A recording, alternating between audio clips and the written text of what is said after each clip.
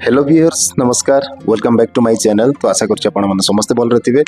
तो आज आमे गोटे ड्रॉ करिया पय जाउछु सरस्वती मातांकर आउटलाइन टा।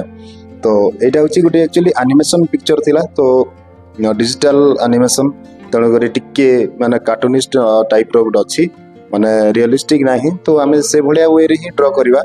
तो एटा को ड्रॉ करिया पय आमे कोन करिवा ना, गोटे ग्राफाइट पेंसिल गोटे नै जिवा आ गोटे रबर गोटे नै जिवा। आउ सेटा केते बेले आमे नै परिबा जेते बेले हमो हाथ शार्प हो जाइथिबो कि आमे आउटलाइन इजीली ड्रॉ करि पारछु बोली। आउ केते बेले गोटे कॉन्फिडेंस आसे ना आमे फ्री हैंड रे जदी ड्रॉ करिबा सिखिचे आगरु कहिले आमे बहुत easily free hand ray draw करि परिबा। तो एटा को मु बेसिकली पूरा पूरी भाव रे फ्री हैंड रे ड्रॉ करिया पई चाहूची। तो आपण मन देखि पारुथिबे पेंसिल को मु किभली भाव रे धरिची। आउ एटा को मु एक्चुअली टाइम लैप्स करूची। तो काहे कि ना जदि आउटलाइन को ड्रॉ करिबा कहिले सेटा घंटे 2 घंटा वीडियो आपण मानको पई हे जिवो। तेनु करी आमे टाइम लैप्स करिके देखिबा पई चेष्टा करिबा।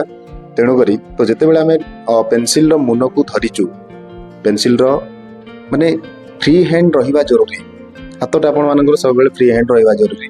जेते जदि आमे फ्री हैंड रे ड्रॉ करूचु तो गाइस सेते बेले आमे कोन करिबा ना, जो फोटो को ऑब्जर्व करिके फ्री हैंड रे ड्रॉ करूचु तार साइज को आउ आम पोर्ट्रेट जो आंकुचु बा स्केच करूचु सेथिरो साइज को सब बेले पूरा भलो भाव रे ऑब्जर्व करबा पड़िबो। माने सेटा छोटो पिक्चर थिबो आउ एठी गुटे आमे कोन करिबा ना, गुटे बड़ पिक्चर आकार ताकू ड्रॉ करूचु। तो सही समय कोन होय ना, बहुत गड़बड़ी असुविधा गुडा आसे। सेटा जेते बेले आपण कंटीन्यूअसली गोटे परे गोटे आंकी चली थिबे सेते बेले आपनकर हाथ हैंड टा फ्री हे जिवो।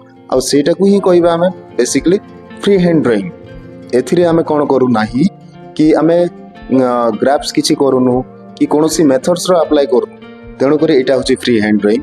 आपण माने भी चेष्टा करंतु गाइस, बहुत बहुत सुंदर भाव रे आपण माने भी आंकी पारिबे। आ एटा टाइम टेकिंग हबो, बट आपण एटा भी ट्राई करंतु फ्री हैंड रे ड्राइंग करबा पई। एटा थिला आपण मानक पई गोटे छोटिया ट्यूटोरियल वीडियो। आशा करछि आपण मानको भल लागिथिबो। आउ एक्चुअली गोटे ट्यूटोरियल वीडियो करबाटा गोटे लंबा प्रोसेस हे जाय। आउ ताकू टिप माने डिटेल सब 1 बाय 1 करके बुझा जाय। तो एथिरे कोन होची ना, मु टिके टाइम लैप्स कर दीची। आशा करछि आपण माने बुझी पारुथिबे। तो नेक्स्ट पार्ट टा देखिया पई जमारो भूलंतुनी आउ चैनल को सब्सक्राइब कर नियंतु। नेक्स्ट पार्ट रे मु पूरा डिटेल क्लियर करिकि कलर पेंसिल को यूज करिकि ए पोर्ट्रेट टा आंकीबी। Thanks for watching.